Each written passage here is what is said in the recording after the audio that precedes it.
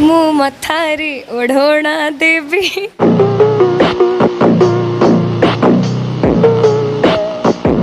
ଶାଶୁ ଘର ଜମା ଯିବିନି। ଆଉ ମୋର ବାହାଘର ହେଉଛି this is the 8th time ମୁଁ ଅନ୍ ସ୍କ୍ରିନ୍ ବାହା ହେଉଛି। ନା ନା ନା ନା ମୋତେ ଏବେ ଫିଲହାଲ ତ ମୋତେ ମୁଁ ନିଜକୁ ବହୁତ ପସନ୍ଦ କରୁଛି। ମୋତେ କେଉଁ ପୁଅ ଫୁଅ ଏବେ ଦରକାର ବି ନାହାନ୍ତି ପସନ୍ଦ କରିବା ପାଇଁ। ମୁଁ ସେଲ୍ଫ ଲଭ୍। ମୁଁ ନିଜକୁ ନିଜେ ବାହା ହେଇଯିବି, ମୋତେ କେହି କିଛି ଦରକାର ନାହିଁ। ମୁଁ ମଥାରେ ଓଢ଼ଣା ଦେବି ଶାଶୁ ଘର ଜମା ଯିବିନି ଖାଲି।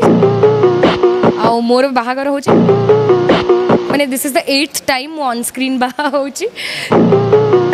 ମୋର ଏଥିରେ କିଛି ହାତ ହିଁ ନାହିଁ। ପ୍ରେମ ହବ କି ନ ହବ